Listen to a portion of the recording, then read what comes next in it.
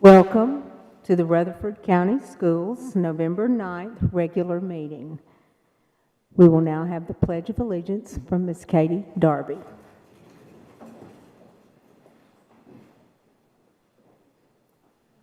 I pledge allegiance to the flag of the United States of America and to the republic for which it stands, one nation, under God, indivisible, with liberty and justice for all.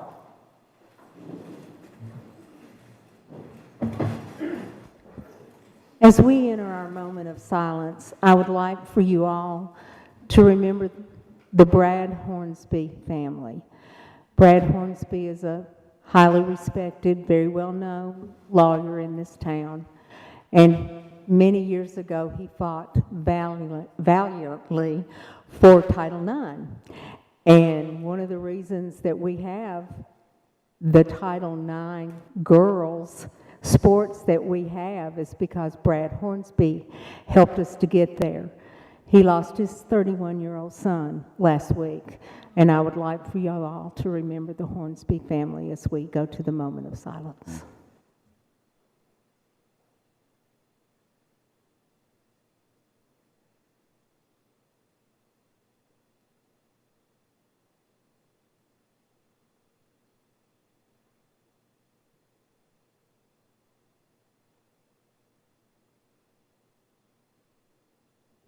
Thank you. We will now begin with the approval of the agenda. Do we have questions or comments about the regular agenda? I'll entertain a motion. Move to approve. I'll entertain a second. Second. All in favor say aye. Aye. All opposed, no. Anyone wishing to abstain? The agenda is approved. We'll now look at the approval of the consent agenda. Does anyone have any questions, anything that needs moving, anything that needs clarifying? I'll entertain a motion. Move to approve. Second. Thank you. All in favor say aye. Aye. All opposed, no. Anyone wishing to abstain? Motion is approved. Number 6, Rutherford Proud. All right, number 6, Rutherford Proud, Rock Springs Middle School Digital Citizenship Award. Rock Springs Middle School is the second school within Rutherford County Schools to be recognized by a national organization for helping students and teachers be mindful of their digital habits. Rock Springs Middle School was recently named a Common Sense School by Common Sense Education, a group founded in 2003 with a mission of helping families navigate media and technology while keeping themselves safe. Stewart's Creek Elementary was recognized with the same award previously. We have Rock Springs Middle Principal, Mr. Stephen Wayne, and its instructional coach, April Smith, to explain how the program is to benefit students, families, and teachers. I see several other people here as well. So, Mr. Wayne, you'll come up here and let us know. Appreciate you guys being here. Thank you for having us. Dr. Sullivan, members of the board, thank you for the opportunity to be here tonight to not only highlight Rock Springs Middle School, but also to discuss the importance of digital safety. My name is Stephen Wayne. As Dr. Sullivan said, I'm principal at Rock Springs Middle School, where I've been since 2016. Now, during my first year, I remember having my grade level student meetings in the auditorium where I would ask this question: raise your hand if you have a cell phone. And believe it or not, only a few students would raise their hands. Now, I asked that question because previously I had been an administrator at Riverdale High School, and where I had seen the impact of cell phones usage during the school day and the impact it had on students. Now, from my first year to my 8th year as principal, the answer to that question has drastically changed, because now almost all my students have cell phones. Not only that, I've seen the educational shift that has occurred through my 18 years as an educator in Rutherford County. Ms. Bratton, I'm sure you remember observing me in the classroom. Oh, I do. And it was a joy. As I was a business education technology teacher at Stewart's Creek Middle. Now, at that time, I was actually teaching before the iPhone was even released to the public. Not only that, my classroom was only one of 2 computer labs in the school at the time. Now, we've seen the shift in technology through the years where we've had additional computer labs in the schools to bring your own device to classrooms, to a 2-to-1 laptop implementation at the middle school level, to where we are now with a 1-to-1 laptop, to also seeing the implementation of our own Rutherford County virtual school here in Rutherford County. Now, technology has evolved in this new norm for us, but with that, we as educators have had the responsibility to teach digital citizenship. Now, last year, my youngest daughter attended Stewart's Creek Elementary School, where she learned the importance of digital safety through the common sense education. I was impressed as a parent of what she was learning and how important it was for her to learn the safety at a young age. So Stewart's Creek Elementary was the first school in Rutherford County to be recognized as a common sense education program. So after my own research with common sense education, I reached out to Jeannie Williams here at Central Office to discuss my plan for this school year, which included the goal of becoming a common sense school. And Ms. April Smith, our instructional coach, has been alongside me for 6 years and has an extensive background in technology.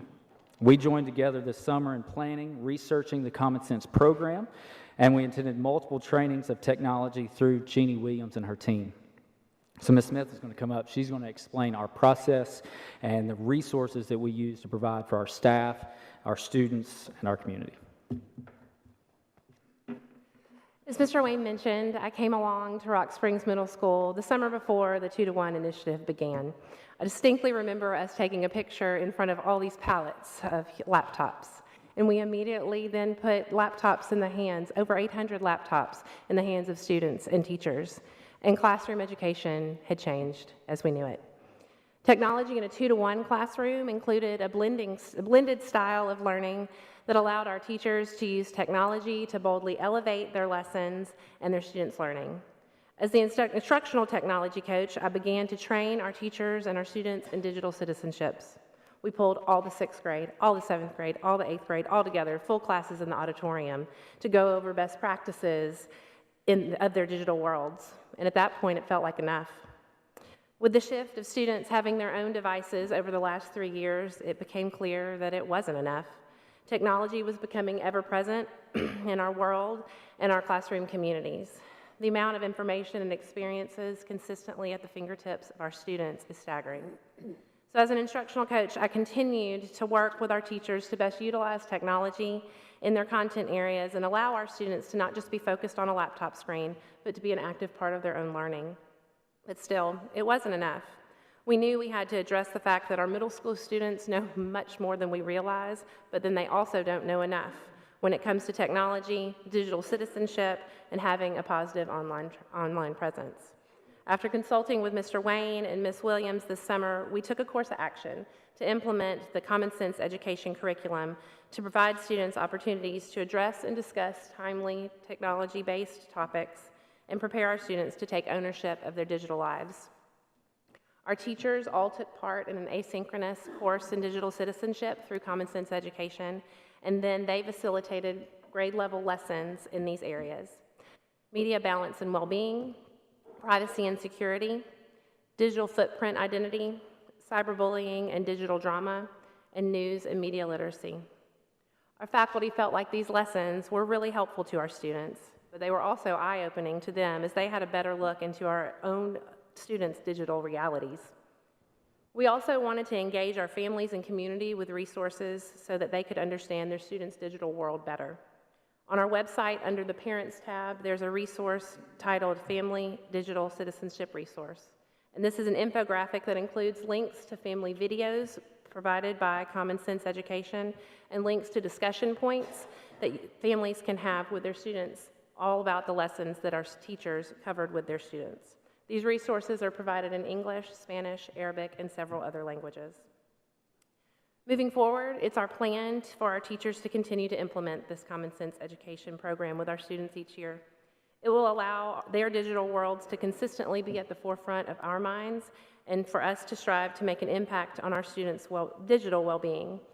We will always be working towards what we gift our students to be enough. We do thank you for this opportunity and thank you for celebrating our amazing teachers and their accomplishments at Rock Springs Middle. Any questions for Mr. Wayne? Go right ahead. Can you speak a little bit to the I guess, response to the students having this? Like, have you seen improvement, visible, habits changing, awareness? Just can you speak a little bit to the after effects, I guess? I think you said it perfect with awareness. I think that would be first where I start with the awareness from our students, awareness from our teachers, and awareness from our parents and community. Because I received a lot of feedback from our parents of just having that united front with parents and the school of what does digital citizenship look like, and the same conversations that we're having at school, parents are able to have at home, and again, having that united front together, that we're saying the same thing, same common language. Anyone else? I think it's wonderful that we are teaching our children at such a young age to be citizenships of digital, because, you know, at this day and age, we're moving more towards that, and we need to teach our kids to be mindful of the dangers that can happen within the digital world, just like as if they were in a danger here in the physical aspect of it. So I think that's awesome and amazing. I just wish that we could do this in every single one of our middle schools. So my question will be, what can we do to take this program and expand it out and bring it across the middle schools? Well, It's just a very much needed program. Funny you should say that. well, it's funny you should say that. So I know in our last principals meeting at the middle school level, that was discussed. Jeannie Williams was there, along with other central office that had that discussion and outlined the resources. And so that will be conversations with Dr. Sullivan and his team. Excellent. I'm so glad. Thank you. Anyone else? Ms. Sharp? Yes, I have a book from a group that is lobbying on the federal level to put in some protections for our students. If y'all don't stay for the whole meeting, I don't know how long it's going to go. If you don't, I'll put it in the interoffice mail and send it to you so you can contact them. Because they're very active locally. Thank you. But on the federal level as well. Anyone else? Thank you so much. We appreciate it.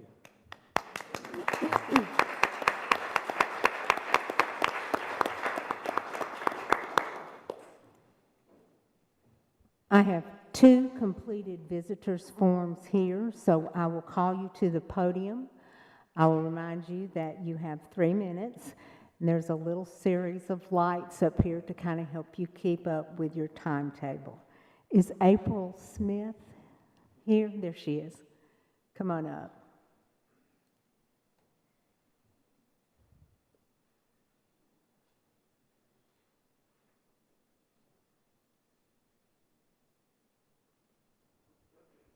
Hi, April. Yeah, go right ahead. Good evening. I'm Dr. April Smith. I live here in Rutherford County. I have 2 children in the Rutherford County school system. I also had the opportunity to teach a short time as well, which I enjoyed. And before I get to my point, I wanted to take a second to extend my appreciation to you guys.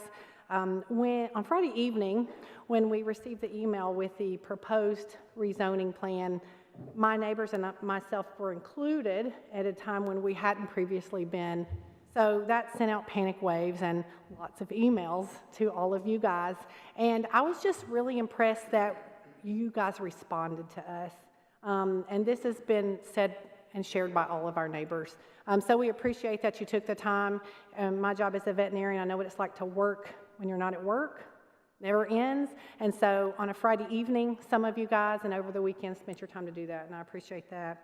I also had the opportunity to attend on Tuesday night to see the working meeting, and I walked away with a better understanding of the impossible task that you guys have before you of managing the school district in an unprecedented time of population growth.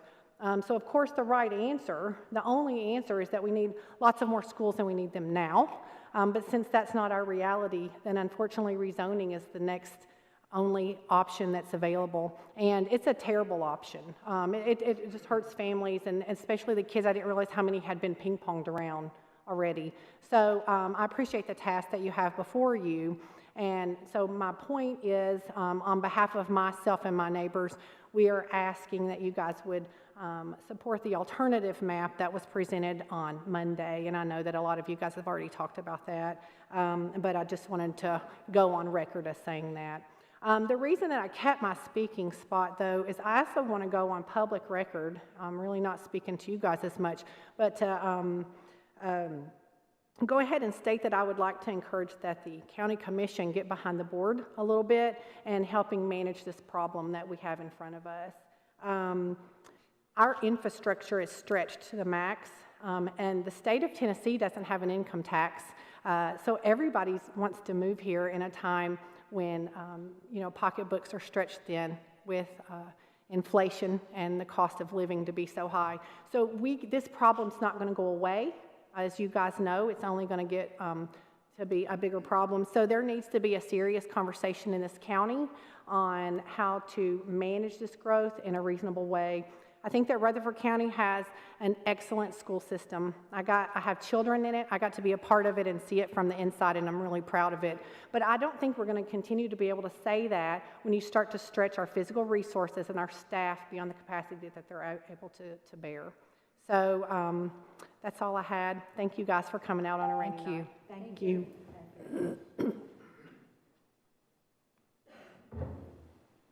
Ariel Fuss. Oh, there she is.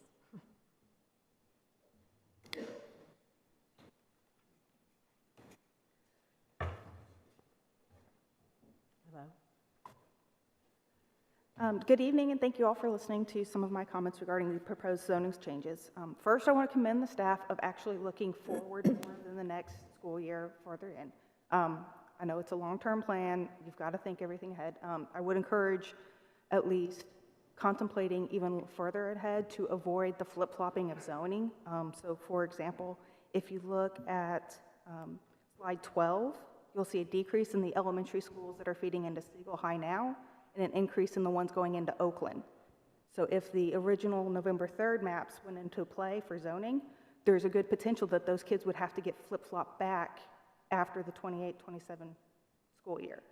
So a longer-term perception is vital to making sure we're doing the best for our kids. Second, I would like to support the alternative high school zoning map that was published on November 6th.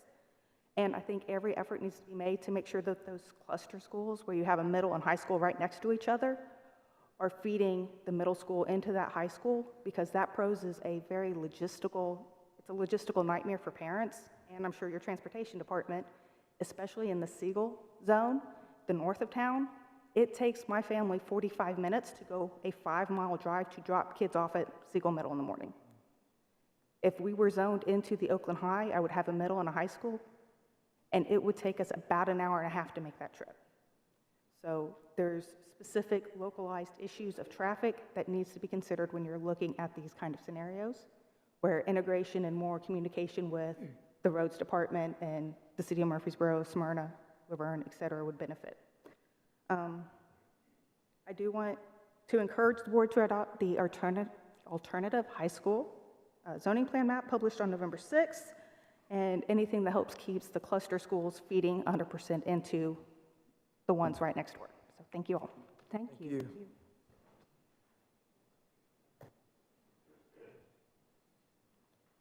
We will now go to our guest speaker, the REA president. Would you like to come up and talk to us? I think we have Curtissa Nichols and Sienna Hall to talk to us about a couple of REA issues before we talk about the MOU. So the floor is yours, girls. Thank you. Good evening, Dr. Sullivan and the board members. I am Dr. Curtissa Nichols, the current Rutherford Education Association president. But more importantly, I am an employee of the Rutherford County Schools. I am proud to say that I have taught for 19 years, 14 of those being in Rutherford County. I would like to thank you for the opportunity to address the school board concerning the memorandum of understanding that has been crafted and awaiting the board to approve. We began the process long before the fall of 2022. Every education association that wanted the opportunity to represent the teachers were put on a ballot that was sent out by central office to make sure it was a fair process. The teachers chose REA overwhelmingly to represent them through the collaborative conferencing process. After that time, both sides, central office and REA, were trained together to get an understanding of the process and what the expectations were. Both teams put in countless hours to craft a document that is beneficial to all employees of Rutherford County. We gave up family time, we gave up vacation time. Some of us even had to work long hours at night at home after meetings to ensure that students were being served and that their needs were being met. This was a true sacrifice of labor on everyone's part. One of our goals for both of the teams was to produce an MOU that was fair and equitable to all employees of Rutherford County Schools. We wanted to be physically responsible also, so we were not disrupting the budget. Another goal that we often talked about was that we wanted to retain the teachers that are currently employed in Rutherford County. But we also wanted to attract new teachers so that they will want to come and teach in our district. We know that neighboring districts are appealing to teachers and they're leaving, but we want people to come here, we want them to stay, and we want to be competitive.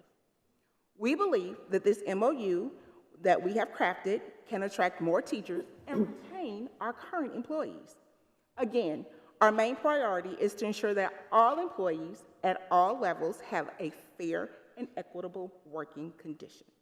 This is not about REA, this is not about TEA, this is not even about NEA, but this is about Rutherford County employees and what is needed at the moment. Thank you for your time and attention, and we look forward to working with you in the future to continue the success of Rutherford County Schools.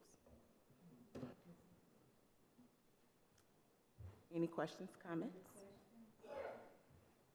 I just want to say thank you for meeting with me and talking to me, and I agree. This is about the working conditions for our teachers.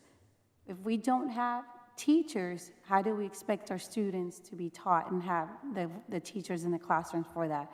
So I commend you guys for this long process and standing and waiting for this, so thank you. Thank you. I'm just curious, and I don't want to give the public the wrong perception either. I think the district as a whole over the years, and especially with the salary study that was approved, has done a great job of taking care of teachers. What is different in the MOU that does not currently exist? One of the things that we found out when we were going through this process is it's not equitable across the county as far as like the outside hours that teachers have to do. So one school you may have to do 2 hours a month. One school you may have to do 12 hours a month. We just want to make sure that it is fair and equitable across the county. There are some teachers who do not have what they need, such as a place to lock up things or items that they need in their classroom. So that's one of the things, or planning time, or even lunchtime. So we wanted to make sure that everything was fair and equitable across the board. And you're saying that those are things that don't currently exist? Not everywhere.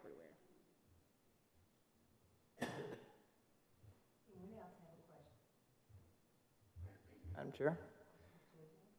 Hey, thank you guys for coming out and speaking. Appreciate that. So I'm sure you guys saw at the last board meeting some of the comments that I had or concerns that I had. So I'll start off one of the questions, obviously going back, I think it's page 9 of the contract of the MOU where it talked about the officers and representatives not being docked for loss of pay to go to certain events. Could you speak to that a little bit? I can read it. If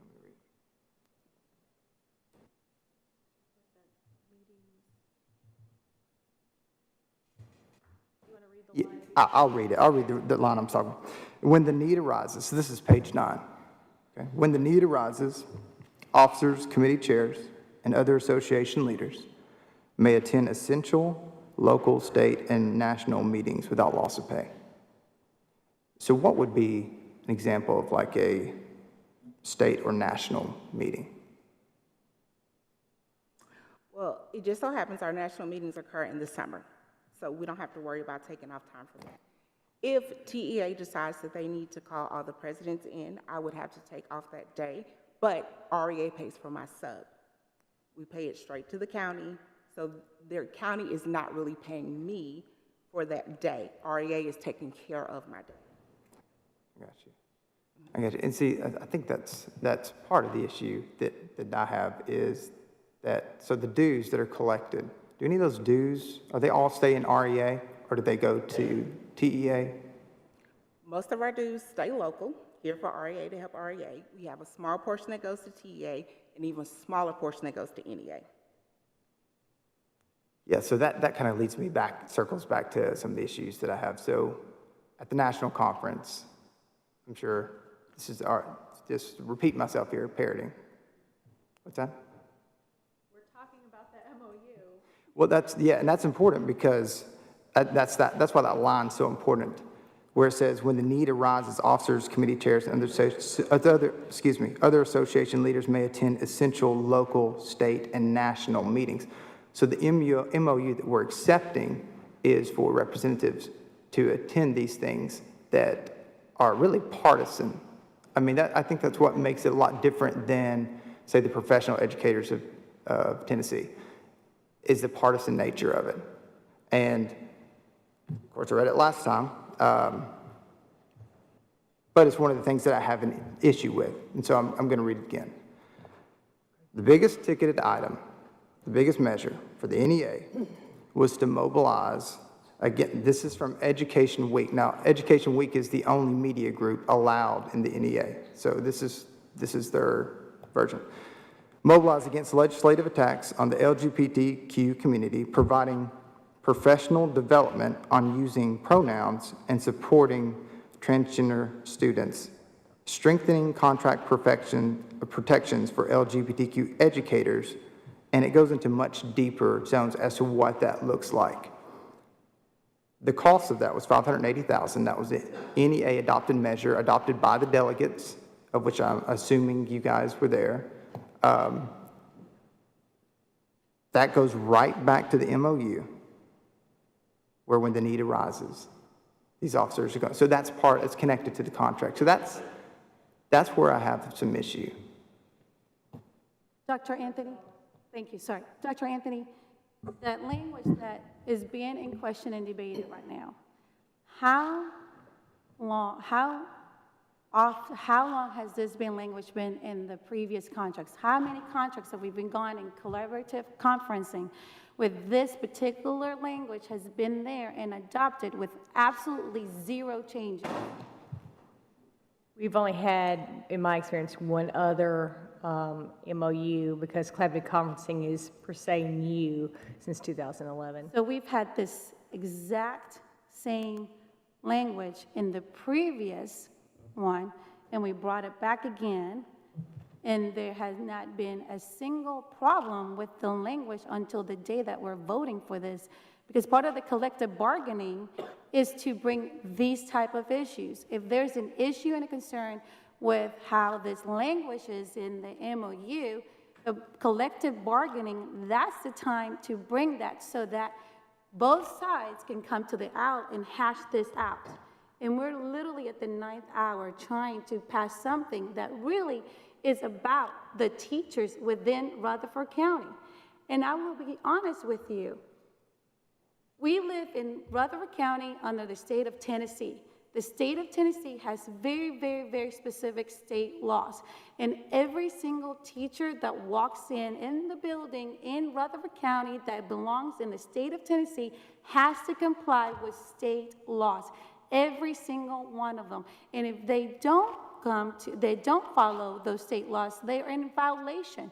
Tennessee has already told us here in the education world, in the system, what can be taught and what cannot be taught. And one of the things that cannot be taught is called prohibited concepts.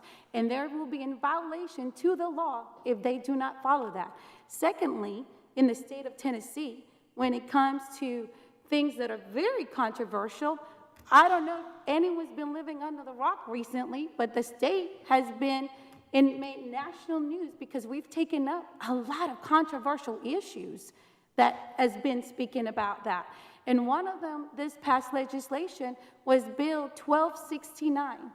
And I was at the Capitol numerous times seeing one of the most controversial bill being debated about what pronouns teachers can use for students here in the state of Tennessee. I sat there, I was there, and Also, I will say that we belong to TSBA, who's also a political lobbyist who lobbies behind our behalf.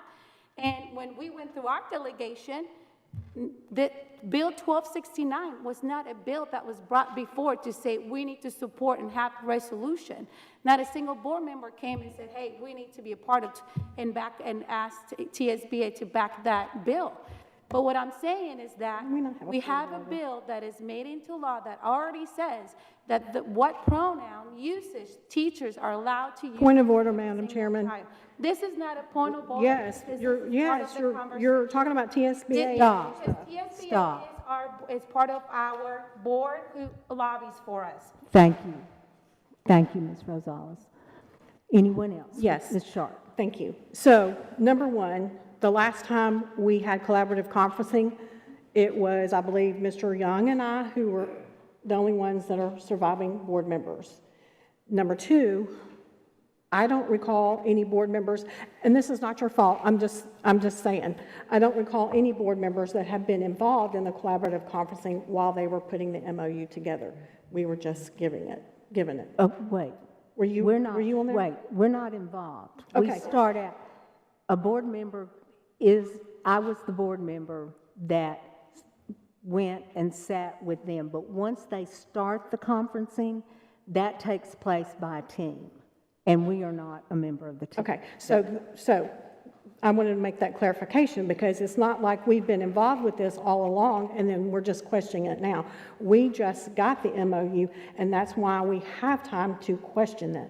I spoke to Dr. Sullivan about my concerns about the professional development, about someone being able to leave for a year and their job being held for a year.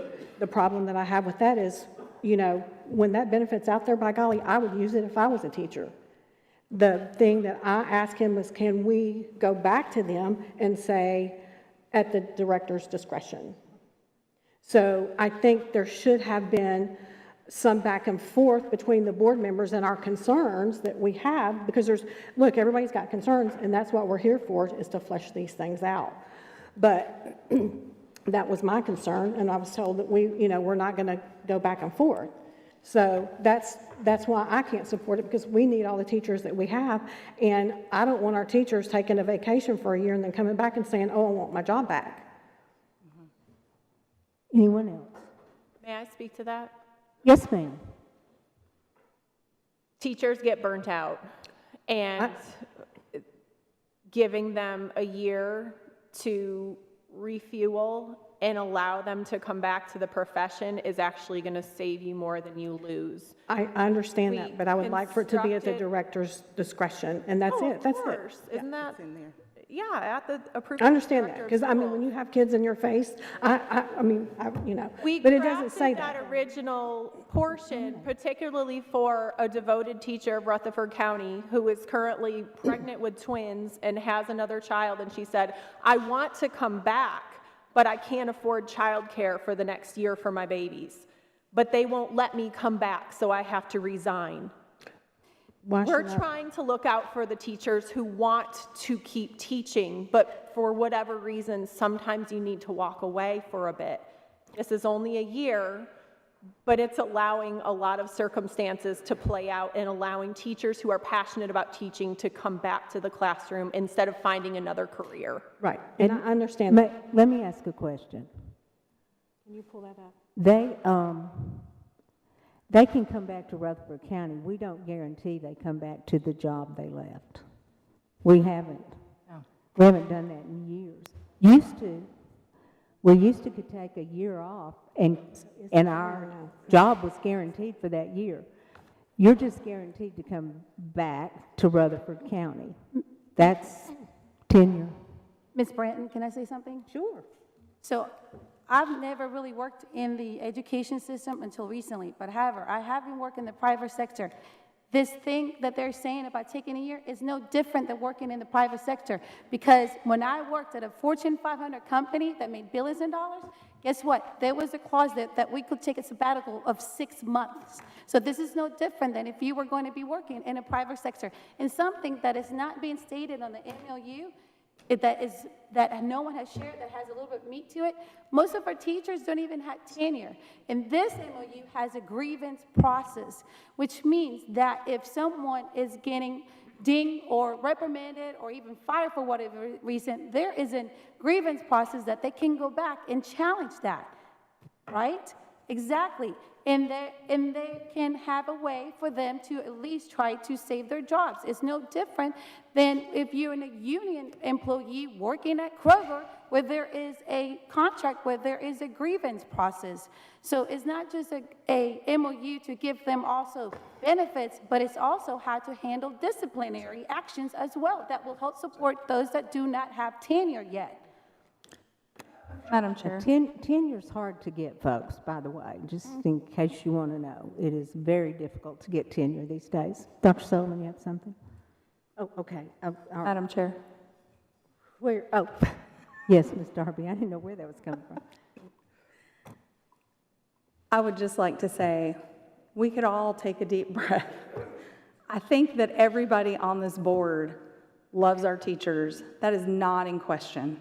I do have to say, as a board that sits and is responsible for financial responsibilities and all kind of things, and me looking at this from a business standpoint, my husband has worked for some major corporations, and never once was he ever told that if he left his job for a year, he was guaranteed to come back. I don't have a problem with a teacher coming back. I welcome them coming back. There were 2 spots in this MOU, and I apologize, I missed it the first time. I missed one of the spots that I had spoke with Dr. Sullivan about to have at the director's discretion added, but there is still a bullet point in here that does not have it. I'm good with this if we can add that piece in there, but I'm not okay saying in a district as big as ours that anybody that wants to leave for a year is guaranteed their job when they come back. I don't think that that's responsible or appropriate. If the director has a spot for them and they want to come back and he's good with it, I'm good with it. But I don't want to make a bold blanket statement. Everybody gets burnt out. All kinds of positions get burnt out. I just have never seen anything like it, and I would feel much more comfortable with the director of schools sitting in to be able to say, yes, we've got to, please come back. I'm sure that 99.9% of the time that would be the case. I'm just not comfortable with it sitting as a blanket statement that it's a guarantee that it will be here. I would rather leave that up to the director of schools. Madam Chair. Yes. So I don't have an issue with a majority of it. There are portions that I clearly have stated that I do have an issue with. Some of my suggestions would be, a lot of this I think is already in policy, but some of the items that aren't, I'm okay with putting it in policy. And then you don't have to have an MOU moving forward. And then having a teachers committee where you can have representatives there that can share stuff with us at the board. The connection and the language that is in the MOU that makes that connection to the TEA and NEA, I'm not in support of. But those are some suggestions that I would offer, that we sit down, we look at the MOU, we look at our policy manual, we see how much we can incorporate in it. That's not, a lot of it's already there, but that's some pieces that may not be there. And then we have a committee where we are able to have discussions around local teachers. Can I say something, Yes. Madam Chair? Sorry. Yes, ma'am. The reason why there is an MOU is because Tennessee took away the right for there to be a union. And a union is meant for the purpose for employees to get a way to bargain for benefits, incentives, even pay. So that was taken away from them, was the pay aspect of it. The pay aspect of how they get paid is all up to us. But outside of that, that's the only thing that now Tennessee allows to do is for them to go to a collective bargaining. And the collective bargaining is what allows the teachers to have a voice at the table to say, these are my concerns, these are the working conditions that I'm working at right now, and I would like for some things to be done. If we put it in policy, it's going to be, they're going to feel like the voice has been taken away because the process is totally different. The process that's set up now is to rally the teachers and bring them together and for them to feel like they have a voice and be represented. I would like to say one more time, this is not political. I know you like to make it that, but it is not political. I am a member of the REA, the TEA, and by default, the NEA, even though, you know, I don't really believe everything they ever said. However, this is not political. This is working conditions for our employees. It has nothing to do with politics. How dare you say it's partisan? Partisan came up in another way, Mr. Tidwell. Yes, I am upset. You and I have talked before, but you're calling into question me. I've been a member of this organization for 48 years, and they have done wonderful things for our teachers, and I'd like to call question. I will now entertain a motion. I make a motion to approve the MOU. Can I be recognized by the? I'm sorry, I didn't hear you. I didn't see you. That's okay. Can I be recognized, Madam Chair? I've called for question, I'm sorry. No, I meant for motion. Yes, ma'am. She just made the motion. You can second it. Well, I was going to make the motion with the Director of Schools being added in that section. I don't know if we can change this. You know, we've never had to do this before, so we're kind of like skating out onto. Mr. Reed? Can I say that I hear your concerns, and that's why we partner with the central office team. Dr. Anthony was a huge representative on behalf of the kinds of concerns that you're raising about feasibility and teachers, too many teachers leaving. We worked with the board team who brought those such concerns. And with that team, this is what we all worked together and came up with. So those concerns have been addressed, and the experts in that area said this is okay. I think that this was honestly just an oversight because it's very much like the language that I had asked Dr. Sullivan to have with Director of Schools approval added to. I think it really just got overlooked or missed. So if we can add it, I would make the motion to approve it with that. Yes, it's under the PEO leave section. It's the bullet point at the very bottom. And it's really just missing. Tell me again what you want to do. Add the words what? No, just tell me. There is a section under the PEO leave. Okay. It's mainly where Mr. Tidwell was reading from, but there's a bullet point at the bottom that states, a professional employee who has served more than 12 months as the professional employee organization officer on leave shall return to the same or substantially equivalent position held immediately prior to serving as the officer. I would just like to add, at the discretion of Director of Schools. It is in every other section about leave. I do believe is. it was just left out. That's what I thought, because I thought, I know I've read this over and over again. That's why I'm saying I think it really just got overlooked, but. Folks, I don't know what to do. This is legal. Mr. Reed? Yeah. The REA has already approved the MOU as it reads. Is it possible to add those words? Well, the agreement comes before the board as a recommendation from the committee, the Collaborative Conference and Committee that has been meeting about this. If the REA is agreeable to the language, they can indicate approval of the language tonight, and the board can approve it and add the language tonight if that is something agreeable with the REA. If the REA is not agreeable to that language, the board has to vote to either approve or disapprove the agreement that's been brought before you. If you disapprove it, it can go back to the committee, and the committee can hash it out and bring it back to the board once that has been hashed out.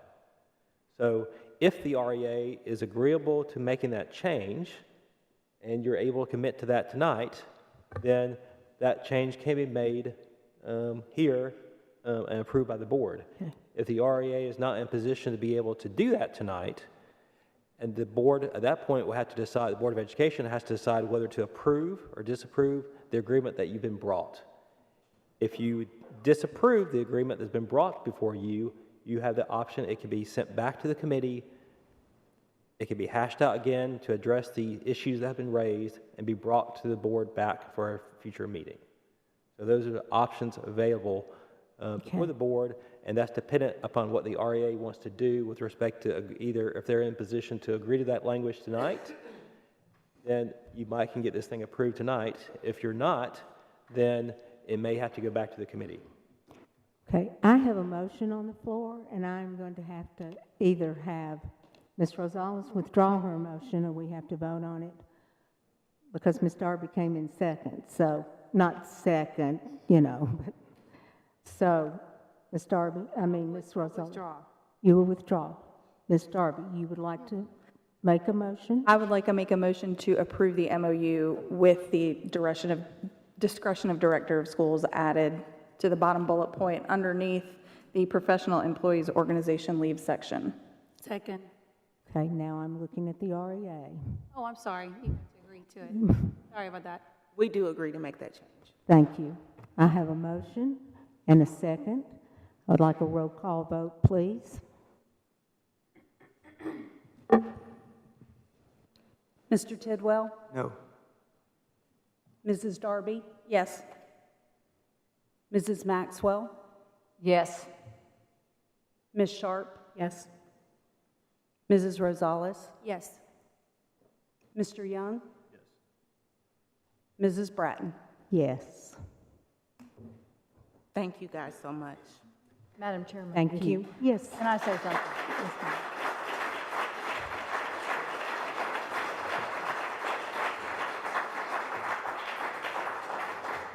Ms. Maxwell? I've been sitting here thinking, and I wanted to say something earlier. We have been tasked with a lot on our plate. This MOU was not controversial. This MOU should have been passed last week. And I'm very sorry that it came to this. I'm very happy that it has been recommended and passed tonight. You all do a wonderful job. This was not a controversial thing. There are times that we're going to have controversies, but this MOU should not have been one of them. I just wanted to make that clear. Thank you, Ms. Absolutely. Maxwell. Thank you.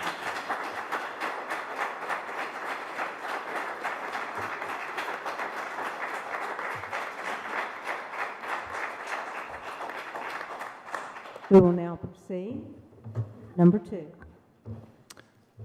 Since we had the guest speakers and that was kind of connected, can I give an update on RSP as well first? please do. Zoning. I feel Yes, like we need an please do. update on that. Just a couple things. So we do have a special call session on Tuesday. The agenda has been published. It's very specific. The motions are separated between all 3 different grade bands. The other portion of that is I've talked with our county today quite a bit. Just trying to figure out what funding is available. And so my suggestion to the board based on those conversations today is that, and without it being an official conversation, because the board hasn't technically approved it, they are looking at land for a purchase. They're looking at Laverne High School addition for funding and Beatty Elementary School out of this year, because that is part of what we can request and try to find funding for. The time to ask for the middle and the high school is in April. So that is when they look at the different portions. Is that to say that funding will be available? I can't imagine funding being available for those 2 without some type of increase in funding. But that's our task to ask them for what we need. And that was really what the conversation I had, was that if that's what you need to ask us for it. And so that was not with any county commissioners. They have their own individual decisions they can make. But as our board, even though I'm not a member, I'm your employee, my suggestion would be we go ahead and ask for the things that we need, knowing that the elementary school is going to be first in January, the land as well, and if we want to do the Laverne High addition. And then as part of our normal budget process, we go ahead and ask for the middle and high school. If they want to tell us no and work on it over the next couple of years, then we have said what we need and we have spoken up for our community. So that's my suggestion on where we go. I think we've been asking for that for quite a while. Not officially, we No, haven't. that's what I was going to say, but not officially. We've always gone hat in hand. Now we need to go and say, this is it. This is what we have to have. Folks, REA, you get out there and help us.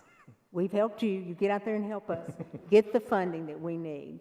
They said I was on Channel 17 making a plea on Tuesday night. I'm sorry I missed it. But we need teacher support and we need parent support. Did April Smith leave? Nope, she's still there. You just heard what I need for you to do.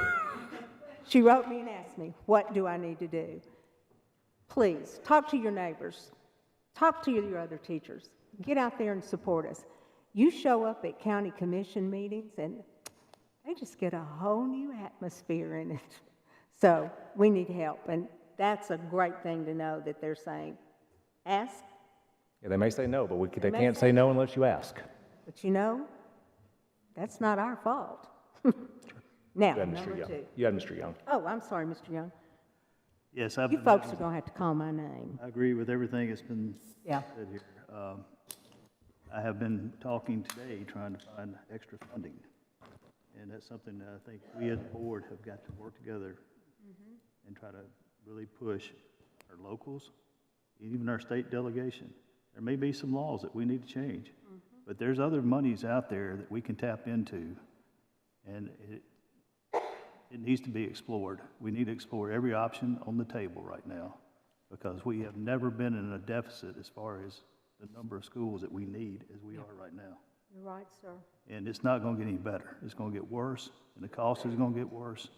You think property taxes was bad last year? We haven't seen nothing yet, I promise you. So it's time for us to get to work. Roll up our sleeves and get to work.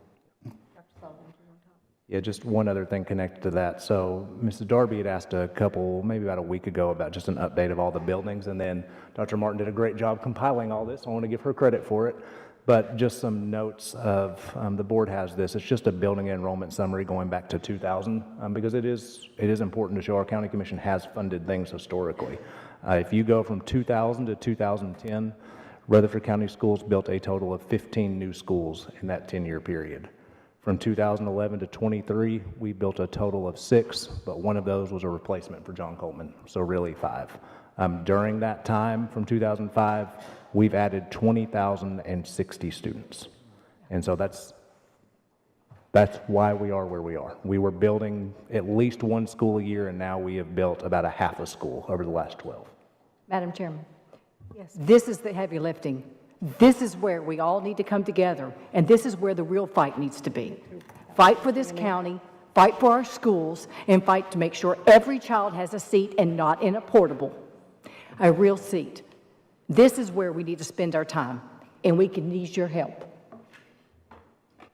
Ms. Bratton? Yes, dear. I want to say something really quick. So, yesterday, I was at a panel with the League of Women of Voters, and there was, Dr. Martin participated in that as well, and she survived, but it was a good conversation, but it was a very heavy conversation, and I think that the county commissioners were there, really drove the point about the real needs that we're facing with Rutherford County. But one thing I want to bring up is that back in 2020, in May, the Tennessee Comptroller of the Treasury published a report on capital spending for local school districts. And even then, they identified our district as being in the 12% of more in the total growth of district due to ADM, which is your enrollment in your schools.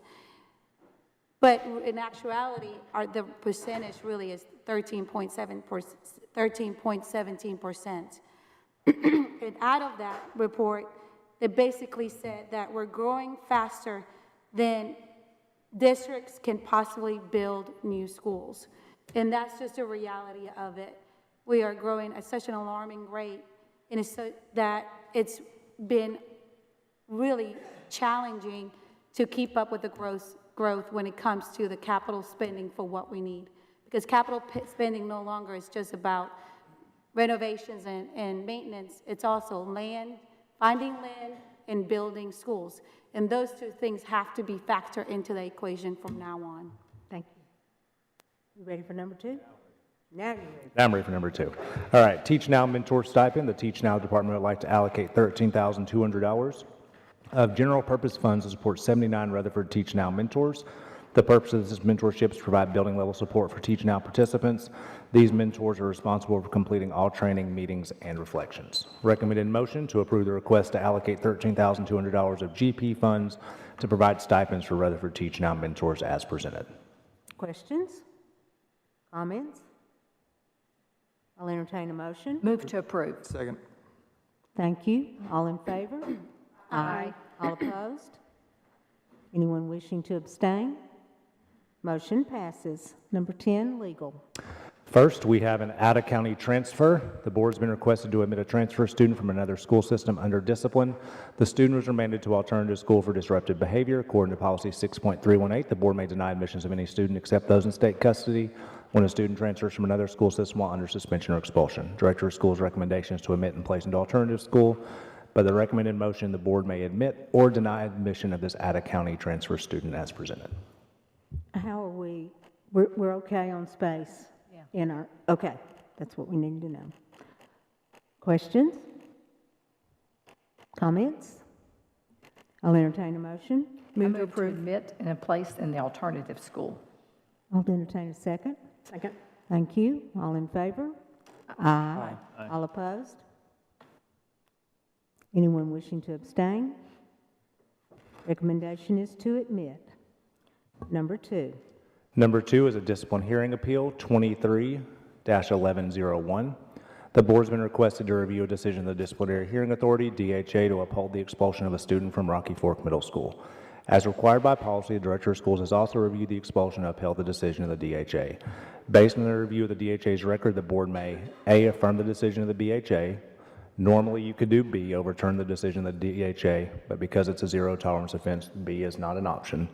Or C, grant a hearing before the board. So to summarize, you can do A, affirm the decision of the DHA, or grant a hearing before the board where all options would then be available to you. So recommended approval, motion for the board to initiate in line with one of the above options. Thank you. Comments? Ms. Darby? Dr. Sullivan, can you just tell me, did you meet with the parents of the Yes. student? Okay, thank you. Anyone else? I'll entertain a motion. Move to affirm the decision of the DHA. Second. All in favor, aye. Aye. All opposed, no. Anyone wishing to abstain? We will affirm the decision of the DHA. Number 2, special education. So this is tab 4.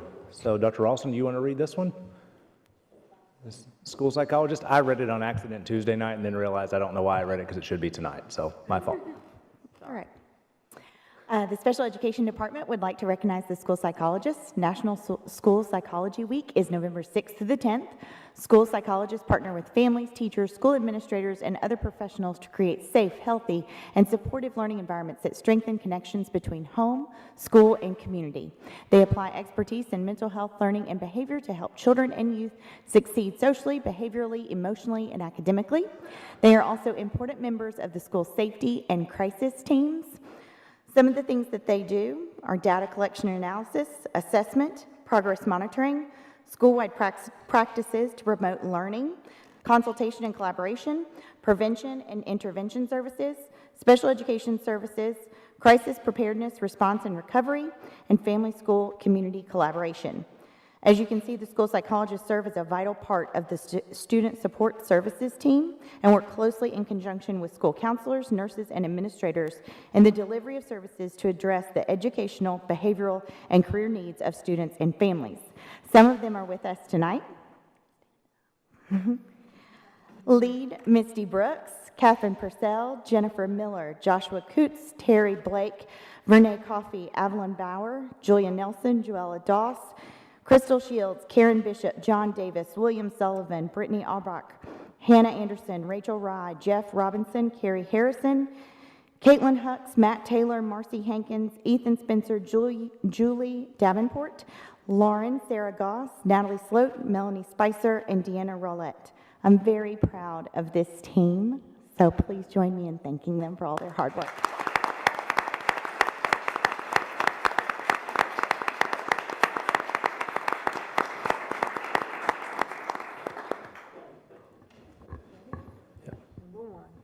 I want to ask, who's William Sullivan? I'm just curious. I get a lot of your, sorry, but I get a lot of your emails sometimes, and they're extremely strange, and it's nice to put a face with them. Yeah, not his emails, but emails to him. So it is an interesting emails I get. So nice to meet you. I'm sure each one of us have sent him Yes, one as several. well. Yes, yeah. So. That's hilarious.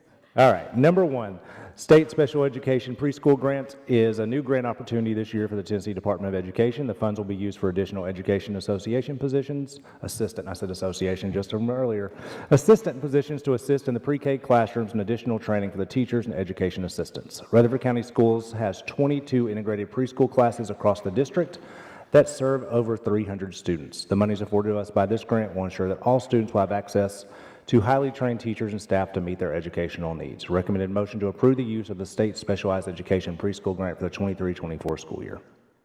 Have any questions? I'll entertain a motion. Move to approve. Second. All in favor, aye. Aye. Anyone opposed? Anyone wish to abstain? Motion passes. Number 2. Rutherford County Schools contract with High Road School in Nashville. High Road School is a non-public private special education school in Tennessee. This contract will allow Rutherford County Schools to place certain students who meet High Road's qualifications in their school to continue their education. Rutherford County will pay the tuition and related fees for students who are placed through the Students' Individualized Education Program meeting. Recommended motion to approve the contract between High Road Schools and Rutherford County Schools. Questions? Comments? I'll entertain a motion. Move to approve. Second. All in favor, say aye. Aye. All opposed, no. Anyone wishing to abstain? Motion passes. Number 12, curriculum and instruction. So board, this has been changed a little bit. We did not receive the contract from MTSU, and so we pulled the contract wording out of this, so this is just the dates. Proposed graduation calendar for 2024 and posted October 20th, 2023 to our website for planning purposes. The dates have been approved by MTSU. Recommended motion to approve the 23-24 graduation calendar is presented, and the contract will come back before you when we get it. Questions? Concerns? I'll entertain a motion. Move to approve. Second. Thank you. All in favor say aye. Aye. All opposed? Anyone wishing to abstain? Motion passes. Number 2. Charter school agreement with American Classical Education Tennessee. The charter agreement has been worked out between the staff of Rutherford County School System, American Classical Education Tennessee, and Board Attorney Jeff Reed. Pursuant to state law, the term of this agreement is for 10 years. Recommended motion to approve the charter agreement with American Classical Education Tennessee is presented. Do you have any questions? Any concerns? I'll entertain a motion. Move to approve. Second. All in favor say aye. Aye. All opposed say no. No. No. Anyone wishing to abstain?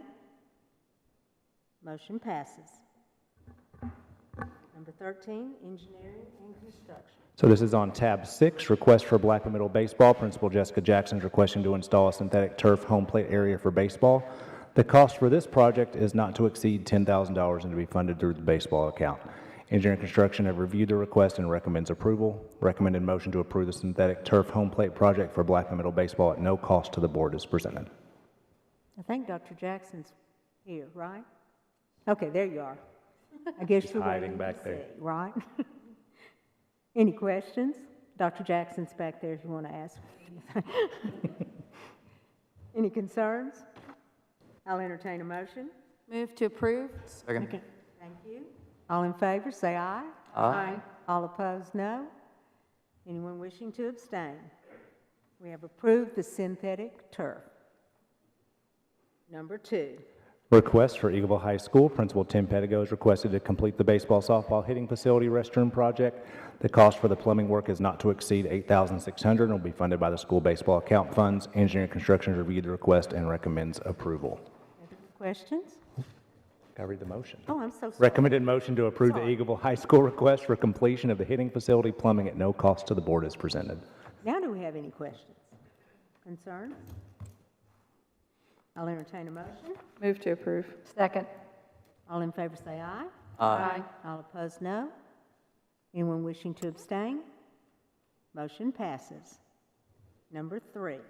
All right, number 3 is a motion to utilize the existing Rutherford County property at Smyrna Middle School and Whitworth Buchanan for a transition academy at each location. These two facilities will replace the building RCS currently leases from MTSU. Due to the news with MTSU and leasing property, I would definitely like to get out of this lease at the end of the year.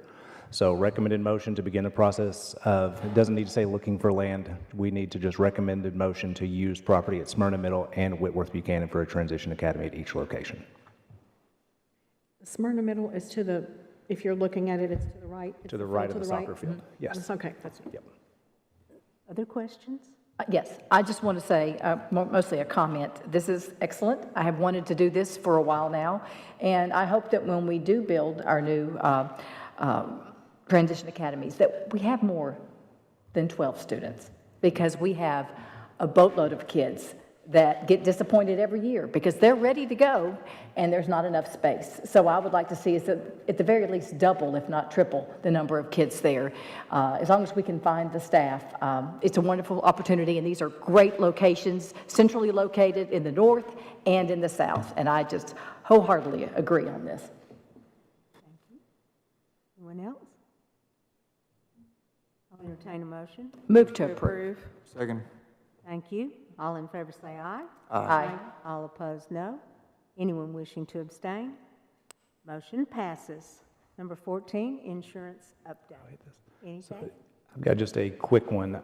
Insurance, we had our insurance meeting, combination meeting today with Rutherford County Risk Management.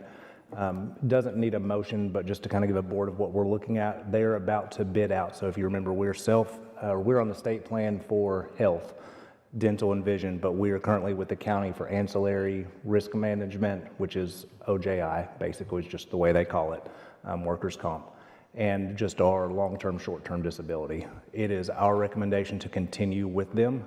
It's a 3-year bid process that the county does, because together we receive a lot better benefits than we would have to go out on our own. We would need to add staff and then go have to bid that out. So at this time, we are interested in staying with them. I can get with Mr. Reed to see if we need an actual motion for that, but that's what we're looking at right now.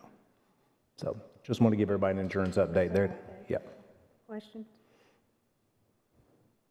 Financial report? Yes, financial report. We'll have, beginning our December meeting, a really good picture. We will be 5 months into the school year at that point, but still feel very good where we are financially. The only other portion I would add, and this is kind of a weird one, I talked to Mr. Tidwell about it. We get a lot of emails about Chesson schools, and so I want to give you an update about Chesson schools. And I know this is a weird spot to put it in finance, but there's a purpose. We are continually being asked about shared money. You can't use fund balance for shared money because that money has to be shared or was shared with the elementary or the high school. We're given, I don't know by who, by somebody, $5,300 roughly for Chesson schools in June. At the end of June, we can't spend money because we're at the end of our fiscal year. That money went into fund balance. And so yes, could we cover $5,300 out of our instruction item tomorrow for chess? 100%.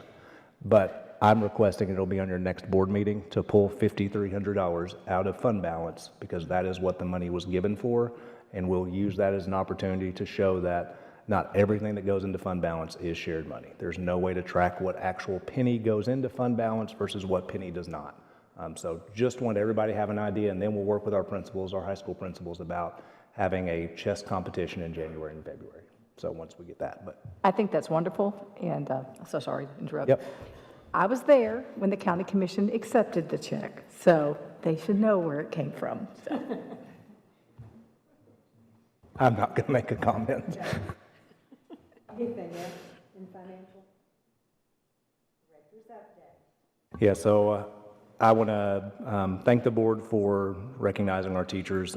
Just anything that I would like to remind the board, I know that the board members had no choice whatsoever for board elections to become partisan.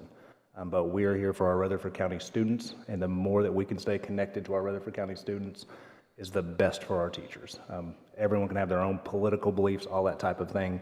And I assure you, if something's going on in our school system that doesn't need to be going on, I will take care of it as long as I know about it. More we can focus on our kids, the better, and that's where I hope we can get to.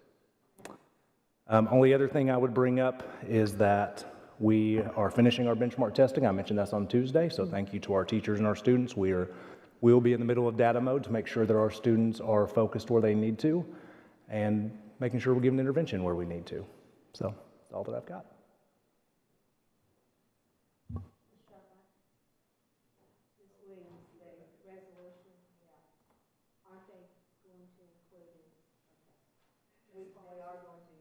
Thank you. Thank you. It'll be great. Thank you. Thank you for doing that. Thank you. Yay! Yes. That's wonderful. Madam Chairman, can I add one more thing? Yes, you may. Thank you, James Evans, who always has my back. I'd also like to, most of you know him, but Jeff McCann is back here. He is our new school choice coordinator. So he is back here.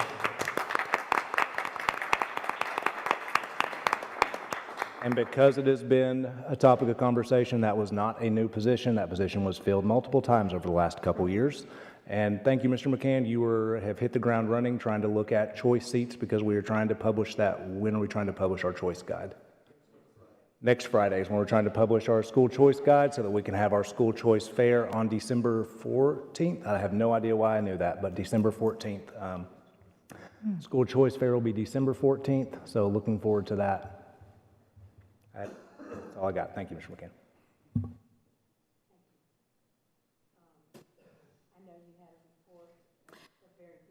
Thank you. Yeah, Dawn sent it to everybody. But can I give it a little bit of an update on that? Thank you so much. So last Tuesday, I gave a presentation about the federal dollars and how much that will cost to us, to Rutherford County Schools. Currently, the state legislation is reviewing the possibility of rejecting the federal dollars. And one thing that they're saying is to find what strings are attached to the federal dollars. I mean, it's always good to look at what's attached to it, but however, so far, they have not said what strings they're concerned about. So they're still in the conversation, and I will say it's in the listening phase. And next week, they'll actually start listening to two sides of the argument, one for the federal government and one against the federal government, federal funds, sorry. So I plan on being there next week 2 times at the Capitol to listen to these conversations. But just to let everyone know, for the Rutherford County, you're looking at, without USDA reimbursements, $21 million. With USD reimbursement, you need to add another additional $14 million to that. And so that's money that we will have to figure out to come up with. Well, the state will have to figure out to come up with. But just let one know right now, we're in the listening phase. A lot of people have asked me, what can they do? Can they start sending emails? To our legislators, I say right now, that's not the time to do that. They're just listening. We need to wait for them to do the review and the summary report and see what they will come to final decision. But that's where they're at right now. Thank you. Oh, no, sorry, I didn't. I'm so sorry. Thank you. And you'll probably have an update for us in December. Well, I'll be there next week, 2 days next week, listening to that conversation.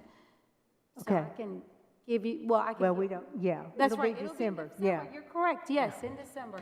This is our last this week. That's okay, honey. General discussion. Dr. Sullivan, you have something? Yeah, I forgot something. So also, always like to thank our principals that are here, and I'm going to try not to miss anybody, but I may miss somebody. You already met Mr. Wayne. I always think it's good for our board to see the principal faces. Dr. Ferguson at Smyrna Middle School is right there. Dr. Jackson is hiding from me. She's there. Dr. Nix at Christiana Middle School. And then Dr. Jackson, of course, is at Blackman Middle School. Miss Lori Gober is at Blackman Elementary School. Trying to go through. Dr. Supicon is at the virtual school. Who else do we have over here? Dr. Gagne is at Thurman Francis. That felt really weird. No, that's Mr. Smith. Sorry. I just saw the top of his head. I can see. Yeah. Sorry, that's not Dr. Justin. I can see. Wow, I'm sorry. Yeah. That is Mr. Justin Smith, who looks nothing like Dr. Gagne there. So, I have can see no, a little yeah, resemblance. a little bit. We're missing our glasses. Yes, definitely. Dr. Newberry's at Rockville Middle. Am I missing anyone else? Wow. Okay, very good on that one. Thank you. Only other portion is I did want to clarify as well. So even though You can have differing opinions. I have never been a member of REA or NEA, so you can have educators who are different members of different things. You can have friends who are members. Yes, and last is we have a lot of Veterans Day programs tomorrow. Oh, yeah. It is a strange day for us tomorrow because I know like Mr. Runyon is a veteran and he will not be here tomorrow because schools are in session. And our veterans are still in school if they are teachers. But we feel like it's vitally important that we host Veterans Day programs in our schools, even on the days that we are remembering veterans, so that we can invite veterans into the community. But I do realize that has a lot of our veterans, our teachers, and especially our JROTC staff who is all at school on the day for recognizing Veterans Day. So thank you guys for your service, and if you're able to join a school tomorrow, it's a pretty awesome day. Do we have any other veterans here besides Brian? Anybody else that's a veteran? Please stand if you're a veteran. We would like to thank you.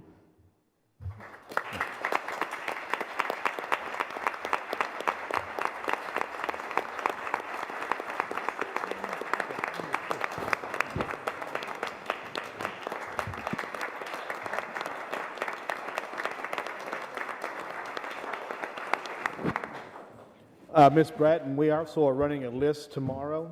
Yes, sir. Of all of our employees who are veterans. We have several in the hundreds. So, thank you so much. We appreciate that. I'd like to bring up something for the board. Our calendar this year is excellent. Our teachers have a week at Thanksgiving. And the people who don't have a week at Thanksgiving are our central office employees. I would like to suggest that we give our central office employees the Wednesday before Thursday and Friday to be off with their families also. I didn't ask for a week, I just asked for a day. And the county government was closed last year on this Wednesday, so they closed, and I wouldn't mind seeing us to close. So is there any discussion on that? Nod if you think that's a good idea. Sounds fabulous. Sounds great. Love it. Thank you. I would like to give those central office employees that Wednesday before, so that's really great. No.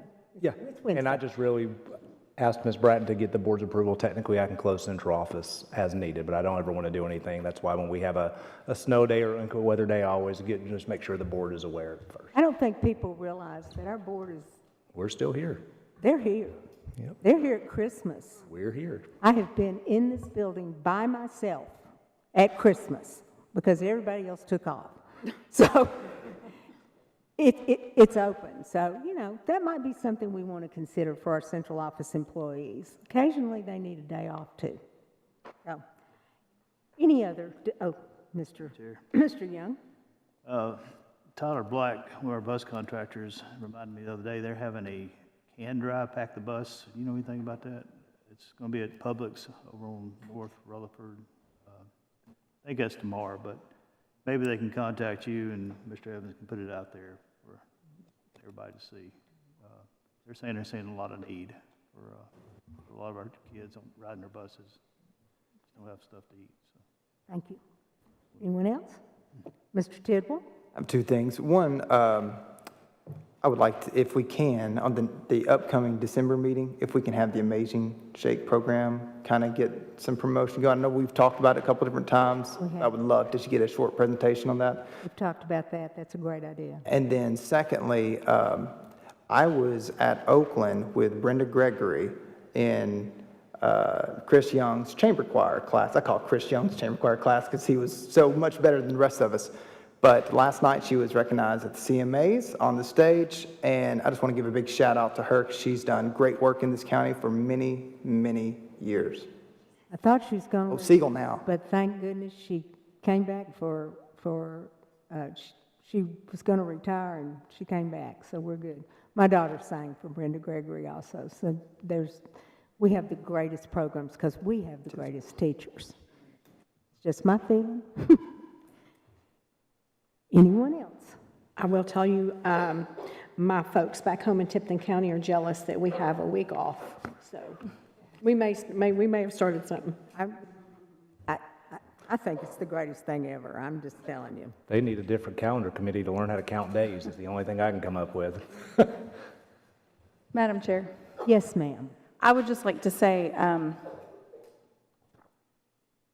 I think it's important that we all remember that I truly do, and I have said this to many parents who have emailed me recently, have stated that I do believe that this entire board is looking out for the best interest of our children. I know Mr. Tidwell's heart, and I would just like to say he did not bring this up for political purposes. He brought this up because of how he feels about what he thinks is best for the children. So as much as we can all differ on those opinions, I would just love it if at the end of the day we can all remember that I truly do believe that each and every one of us are here for those reasons and those reasons alone. Thank you. It's very nice. Would you like to do your job now? Move to adjourn. Second. Second. We are adjourned.